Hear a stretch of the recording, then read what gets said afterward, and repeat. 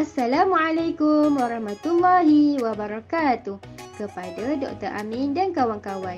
InsyaAllah pada hari ini kumpulan kami akan mempersembahkan tugasan 2 yang berkaitan dengan pengajaran kepelbagaian. Nama saya Nurliana binti Syamsuddin, nombor matrik 074184. Hai, nama saya Nurul Syuhada binti Muhammad Sofi, bernombor matrik 073943. Hai, nama saya Siti Nur Afifah binti Maliki, nombor matrik 074146. Isi kandungan bagi pembentangan ini, yang pertama, pendahuluan, 2A, skop dan dapatan kajian, 2B, kesan kajian kepada guru dan PDPC, 2C, kepentingan dapatan kajian kepada guru dan PDPC, yang ketiga, kepentingan kepelbagaian pengajaran dalam PDPC abad kini, yang keempat, kesan guru mengekalkan cara tradisional, yang kelima, saranan dan tips kepada diri dan guru dalam PDPC kepelbagaian, dan yang terakhir sekali iaitu yang keenam, penutup. Liana, kepelbagaian tu apa ya? Macam kurang jelas lah. Mesti semua nak tahu kepelbagaian ni apa sebenarnya kan? Okey, kita tengok satu persatu maksud perkataan kepelbagaian. Okey, menurut Kamus Dewan edisi keempat, kepelbagaian bermaksud perihal berbagai-bagai jenis. Manakala menurut Oxford, diversity, the practice or quality of including or involving people from a range of different social and ethnic backgrounds and of different genders, religion, etc. Maksud diversity atau kepelbagaian ni melibatkan manusia yang daripada pelbagai jenis, pelbagai sosial dan etnik, latar belakang sosial dan etnik, kemudian pelbagai jantina dan agama dan sebagainya. Kepelbagaian ialah sesuatu keadaan atau suasana yang diwarnai oleh pelbagai ciri dan elemen yang hadir serentak dalam satu masa. Okay, ciri-ciri kepelbagaian manusia meliputi jenis personaliti, usia, jantina, keupayaan fizikal, bangsa keturunan, kumpulan etnik, warna kulit, bahasa pertuturan, status ekonomi dan banyak lagi. Okey, terdapat ciri-ciri yang telah ditentukan oleh Tuhan dan manusia tak boleh nak ubah, manakala ada juga ciri-ciri yang boleh ditentukan sendiri oleh manusia. Okey, contoh ciri-ciri yang dah ditentukan oleh Tuhan seperti warna kulit kan. Okey, lahir-lahir dah warna kulit macam tu, jadi kebiasaannya tak boleh nak ubah lah kecuali kalau guna kaedah lain. Okey, ataupun ciri-ciri yang boleh ditentukan oleh manusia sendiri, maksudnya atas pilihan diri sendiri, seperti kita mengubah status pendidikan, status ekonomi dan sebagainya. Okay, dalam konteks PDP, kepelbagaian yang wujud dalam kalangan murid dari segi latar belakang sosio-budaya, personaliti, motivasi, psikologi, kebolehan kognitif, konsepkan diri dan gaya belajar. Okay, murid-murid dalam kelas kita ada berbagai-bagai jenis seperti yang saya sebutkan tadilah. Okay, guru haruslah mempunyai kemahiran dalam memahami dan menyedari kepelbagaian murid dalam proses PDP supaya dapat memilih strategi dan pendekatan yang bersesuaian dengan keperluan murid. Okay, guru perlu bijak untuk guna kaedah ataupun pendekatan yang bersesuaian dengan keupayaan murid dalam kelas tersebut. Okay. Jadi, memandangkan tajuk kita berkaitan dengan kepelbagaian, saya bawakan satu contoh artikel yang berkait rapat dengan tajuk kita pada hari ini. Okay, artikel ni bertajuk Persepsi dan Pelaksanaan Pendekatan Pengajaran Terbeza dalam kalangan guru prasekolah. Satu tinjauan awal. Okay, jadi ini berkaitan dengan pengajaran terbeza yang berkait rapat dengan kepelbagaian tadilah. Okay, jadi objektif untuk artikel ini, yang pertama, mengenal pasti tahap persepsi dan pelaksanaan pengajaran terbeza dalam kalangan guru prasekolah. Yang kedua, mengenal pasti perbezaan antara persepsi dan pelaksanaan pengajaran terbeza dalam kalangan guru prasekolah. Dan yang ketiga, mengenal pasti perbezaan persepsi dan pelaksanaan pengajaran terbeza dalam kalangan guru prasekolah berdasarkan kepada tempoh pengalaman mengajar. Wah, menarik. Bagaimana pula dengan skop dan dapatan bagi kajian ni, Liana? Okey, seterusnya kita tengok kepada skop dan dapatan bagi kajian ni. Okey, skop kajian yang pertama, sampel kajian dia terdiri daripada 45 orang guru wanita berbangsa Melayu. Bermaksud, sampel 45 orang ni dia tidak boleh mewakili populasi bagi kajian ini. Okey, yang kedua dari segi lokasi kajian, lokasi kajian dibuat di 2 buah tadika Islam di daerah Kuala Nerus, Terengganu. Okey, jadi kajian ni hanya dibuat di Kuala Nerus, Terengganu. Jadinya dia terhad kepada tempat yang dia buat tu lah. Dia tidak dibuat di Terengganu, di daerah lain ataupun di negeri lain. Okey, yang ketiga dari segi instrumen yang digunakan ialah menerusi borang soal sidik. Jadi kajian ni hanya menggunakan borang soal sidik, jadi tak menggunakan pemerhatian temu bual dan sebagainya. Manakala dari segi aspek kajian pula, kajian ini mengkaji persepsi dan pelaksanaan pengajaran terbeza berdasarkan 6 aspek sahaja, iaitu minat murid, rancangan pengajaran, kandungan, proses, produk dan pentadsiran. Hanya terhad kepada 6 aspek ni sahaja. Jadi aspek lain tidak dikaji dalam kajian ini. Seterusnya, kita pergi kepada dapatan kajian. Okey, dapatan kajian, guru prasekolah mempunyai persepsi yang baik terhadap kepentingan pengajaran terbeza. Guru melihat pentingnya pengajaran terbeza yang digunakan semasa proses PDP dalam bilik darjah. Walau bagaimanapun, pelaksanaan pengajaran terbeza dalam kalangan guru prasekolah masih lagi berada pada tahap sederhana. Ini menunjukkan bahawa wujud jurang di antara persepsi kepentingan dan pelaksanaan pengajaran terbeza dalam kalangan guru prasekolah. Okey, dari segi pengalaman mengajar pula, selain itu, guru yang berpengalaman mengajar lebih lama mempunyai persepsi yang lebih tinggi terhadap kepentingan pengajaran terbeza berbanding guru yang berpengalaman kurang dari 10 tahun. Tempoh pengalaman mengajar turut menentukan kekerapan guru melaksanakan pengajaran terbeza di dalam bilik darjah. Okey, guru yang berpengalaman mengajar melebihi 11 tahun lebih kerap melaksanakan pengajaran terbeza di dalam bilik darjah berbanding guru yang berpengalaman kurang daripada 10 tahun. Okey, itulah dapatan, skop dan dapatan untuk kajian ini. Oh, begitu. Liana, jadi kajian ni beri kesan tak pada guru dan PDPC? Jadi agak-agaknya kajian ni bagi kesan tak kepada guru dan PDPC? Mestilah bagi kesan kan? Okey, kita tengok satu persatu apa kesan kajian ni. Okey. Yang pertama, daripada kajian ni, guru menyedari bahawa aspek kepelbagaian yang dimiliki oleh murid hendaklah dikenal pasti sejak dari awal lagi. Okey, seperti menganalisis fail peribadi murid, membuat pemerhatian ke atas tingkah laku murid, menemu bual murid dan sebagainya. Okey, kenapa kita kena buat semua yang tadi tu?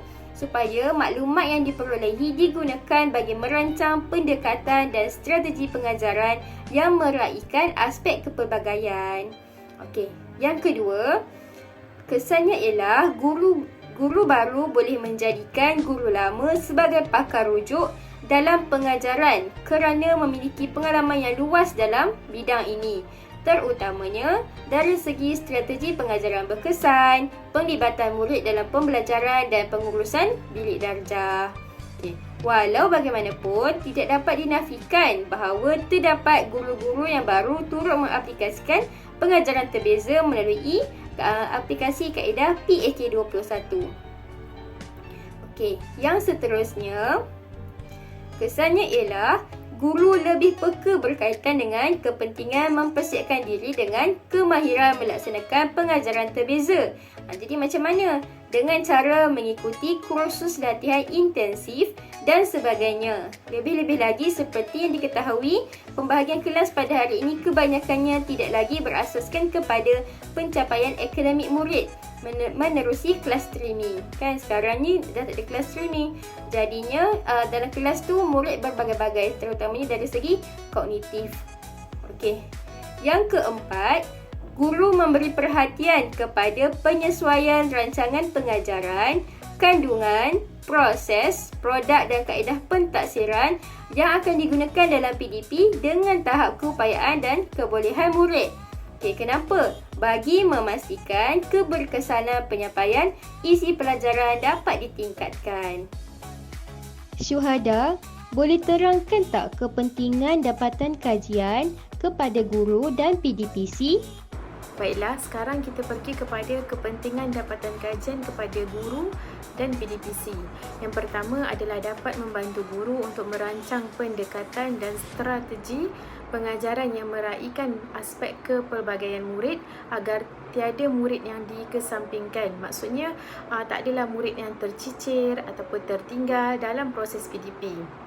Kepentingan yang kedua ialah dapat menjadikan guru supaya lebih peka terhadap pengajaran terbeza yang diperlukan oleh murid-murid, dan guru juga dapat melaksanakannya di dalam bilik darjah melalui aktiviti-aktiviti pembelajaran abad ke-21 yang pelbagai. Seterusnya, ia juga dapat memberi kesedaran kepada guru tentang persepsi yang baik berkaitan dengan kepentingan pengajaran terbeza, dan juga disusuli dengan mempersiapkan diri mengikuti kursus, bengkel, latihan intensif bagi meningkatkan kemahiran-kemahiran pedagogi terbeza kepada murid. Akhir sekali, ia juga dapat membuka minda guru bahawa guru baru dan guru lama saling memerlukan dan mempunyai kepentingannya masing-masing ke arah pendidikan yang berkualiti.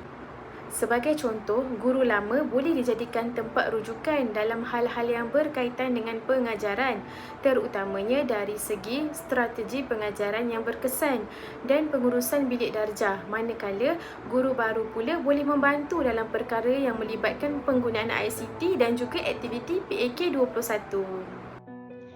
Terima kasih Syuhada. Bagaimana pula dengan kepentingan kepelbagaian pengajaran dalam PDPC abad kini? Syuhada boleh kongsikan tak?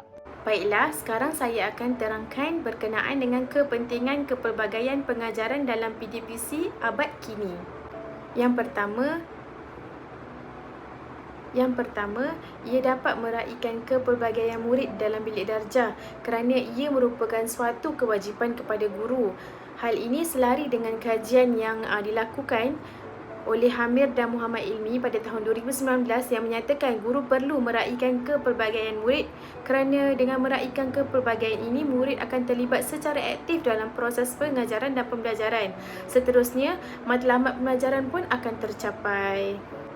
Yang kedua, ianya juga dapat membantu guru untuk mengenal pasti kecenderungan dan kecerdasan murid dalam pembelajaran. Sama ada murid tu dia cenderung kepada kecerdasan yang macam mana, sama ada visual, ruang, logik matematik, kinestetik ataupun kecerdasan yang lain-lain.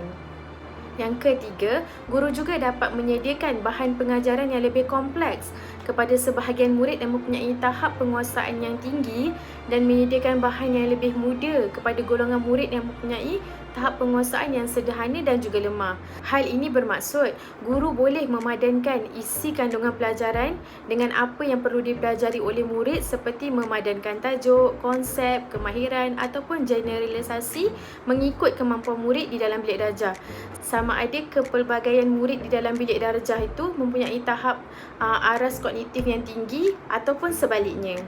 Yang keempat, guru juga boleh menggunakan pelbagai strategi, kaedah ataupun teknik pengajaran yang bersesuaian dengan kepelbagaian murid di dalam bilik darjah. Jadi, guru bolehlah menyusun atur murid-murid belajar secara individu ataupun berada dalam kumpulan yang kecil ataupun kumpulan sederhana besar ataupun mengajar secara keseluruhan kelas. Seterusnya, guru juga dapat menyediakan produk ataupun bahan yang berbeza kepada murid mengikut kecenderungan pembelajaran murid, iaitu kesediaan belajar murid, minat, profil pembelajaran dan menilai hasil murid mengikut apa yang murid persembahkan. Akhir sekali, murid juga dapat mengekspresikan produk yang mereka hasilkan tu berdasarkan kefahaman murid tentang kandungan isi pelajaran yang diajarkan oleh guru. Maksudnya, murid boleh memilih pelbagai cara untuk menunjukkan hasil kefahaman mereka terhadap guru, seperti menyediakan buku scrap, portfolio, menulis teks, menyampaikan hasil kajian melalui PowerPoint, menunjukkan hasil temu bual dan sebagainya. Afifah, pada pendapat awak, apa yang akan berlaku sekiranya guru kekal mengajar dengan cara tradisional ya? Baiklah syuhada, apa yang akan berlaku sekiranya guru kekal dengan cara tradisional? Pertama, kaedah pengajaran dan pembelajaran tradisional yang lebih berpusatkan kepada guru dan bergantung 100% kepada buku teks adalah antara faktor yang dikenal pasti menyebabkan murid cepat merasa bosan dan hilang minat untuk belajar. Bagi murid yang menggunakan imajinasi mereka untuk memahami sesuatu konsep, penggunaan buku teks secara sepenuhnya membantukan semangat inquiry mereka. Disebabkan semangat inquiry murid tidak dicungkil dengan lebih mendalam, mereka tidak dapat berfikir secara kritis dan kreatif. Mereka hanya menerima apa sahaja yang diperkatakan guru tanpa ada keraguan. Yang kedua, arahan memberi tumpuan kepada hafalan dan bukannya kemahiran berfikir peringkat tinggi.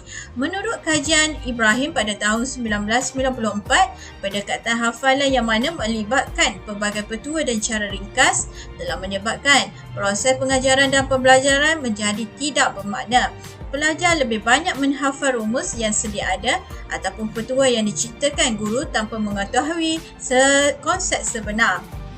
Tanpa kita sedari, situasi sebegini akan membuatkan murid hanya menghafal kandungan pelajaran sebelum masuk ke Dewan Peperiksaan. Yang ketiga, kurikulum tidak fleksibel. Mengikut Muhammad Daud pada tahun 1995, kurikulum merupakan unsur budaya atau ilmu pengetahuan untuk memandu guru mengajar kumpulan murid tertentu. Selain itu, kurikulum juga rancangan pengajaran dan pembelajaran yang mempunyai objektif psikomotor, afektif dan kognitif bagi satu subjek. Dalam kandungan tradisional, kurikulum akan menjadi lebih terhad di mana lebih tertumpu kepada pengajaran guru, murid dan kelas tanpa melibatkan aktiviti PAK 21 yang meraihkan kepelbagaian murid. Hal ini menyebabkan pengajaran dan pembelajaran tidak berkembang sebaiknya. Yang keempat, keperluan para murid dengan kepelbagaian dan latar belakang yang berbeza tidak dipenuhi dengan baik. Kaedah pengajaran tradisional yang kurang mendekati murid terbeza menyebabkan murid kurang dalam merangsang kreativiti mereka.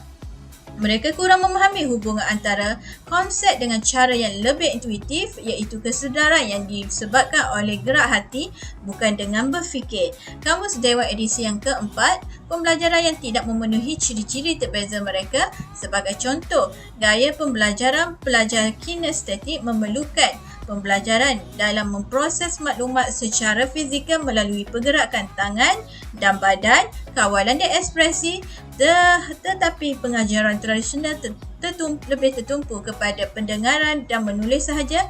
Ini menyebabkan kinestetik kurang memahami sesuatu topik. Oh, begitu. Alhamdulillah, sudah jelas sekarang. Jadi, boleh tak Afifah kongsikan saranan ataupun tips pada diri dan guru semua dalam mata pelajaran PDPC kepelbagaian?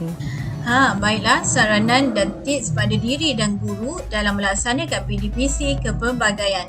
Gaya pengajaran guru yang mengajar dengan gaya one size fits all tidak sesuai diguna pakai memandangkan murid yang mempunyai kepelbagaian gaya belajar, tahap penguasaan dan berlainan kecerdasan berada dalam bilik belajar yang sama. Oleh itu, bagi membantu guru dalam menangani masalah murid yang pelbagai di dalam bilik belajar, guru dapat mengaplikasikan satu bentuk pengajaran yang dapat melengkapi keperluan murid yang pelbagai. Satu pendekatan baharu yang diperkenalkan iaitu pedagogi terbeza. Pertama, perancangan aktiviti pengajaran harian mengikut kepelbagaian. Menurut Eka, Putri, Enawati dan Gita, pada tahun 2018, murid-murid mempunyai gaya belajar yang berbeza. Oleh itu, guru perlu merancang pengajaran harian mengikut kepelbagaian murid di dalam bilik darjah untuk meraihkan kemampuan murid yang pelbagai. Guru perlu bersiap siaga dengan membagaikan kaedah pengajaran bagi memberi hak kepada murid untuk memahami dan menguasai isi pembelajaran dan bukannya menghabiskan silibus pelajaran semata-mata. Yang kedua, guru perlu bersabar dalam berulang kali menyampaikan isi pengajaran kepada kepelbagaian murid dalam bilik darjah yang terdiri daripada murid yang pelbagai aras pencapaian, pemahaman dan keupayaan. Nuraini dan Muslihah pada tahun 2018 bahawa pengajaran perlu dilakukan berulang-ulang kali supaya murid dapat memahami isi kandungan pelajaran. Hal ini selari dengan kehendak Rasulullah SAW bahawa etika seorang guru adalah memudahkan urusan muridnya. Seterusnya, guru perlu merancang dalam menggabungkan perancangan pengajaran yang mempunyai pelbagai gaya pembelajaran. Murid yang pelbagai dalam kelas mempunyai gaya belajar yang berlainan. Hal ini selari dengan kajian Rahmita, Nur Fajriah dan R.A.T. Sukmawati pada tahun 2018 yang menyatakan murid-murid mempunyai gaya belajar yang mempunyai kecenderungan ke arah visual, auditory dan kinestetik iaitu WAK. Oleh itu, tugas guru merancang pengajaran dalam mengkoordinasikan ketiga-tiga gaya pembelajaran ini ke dalam proses pengajaran guru yang berkesan. Dan yang terakhir, guru perlu meneliti terlebih dahulu tahap kesediaan murid dalam bilik darjah. Kesediaan murid merupakan salah satu faktor yang penting kepada guru dalam mengubah suai pengajaran kerana terdapat 3 faktor utama dalam kesediaan murid dalam pembelajaran. Guru perlu tahu kesediaan murid mereka iaitu pertama, murid belajar dengan tahap pengetahuan latar belakang yang berbeza. Yang kedua, murid berbeza dari aspek pengalaman mereka dalam pembelajaran di sekolah. Dan yang terakhir, murid mempunyai tahap kemahiran yang berbeza dalam isi kandungan yang diajar oleh guru. Menurut Mat Janudin pada tahun 2002, menyatakan kesediaan murid sangat penting dalam menghadapi kaedah pengajaran yang baru pada masa kini. Baiklah, kesimpulan, pengajaran pelbagai atau terbeza merupakan pendekatan pengajaran yang baharu yang dapat membantu guru menggunakan pelbagai kaedah pengajaran kepada kepelbagaian murid. Guru dapat membantu murid dalam merancang pedagogi pengajaran mengikut cenderungan kecerdasan murid serta dapat menarik minat murid untuk terlibat aktif. Selain itu, murid akan menyumbang idea dalam pembelajaran tanpa berasa rendah diri dan tidak yakin dengan kebolehan serta kemampuan. Pengajaran ini dapat membantu guru dengan mempelbagaikan kaedah pengajaran yang lebih berkesan dan meningkatkan penguasaan pemahaman murid dengan tahap terbeza sesuai dengan objektif Pelan Pembangunan Pendidikan Malaysia pada tahun 2013 hingga 2025 iaitu merapatkan curam pencapaian murid. Terima kasih kerana menonton. Jangan lupa like, komen dan subscribe. Assalamualaikum.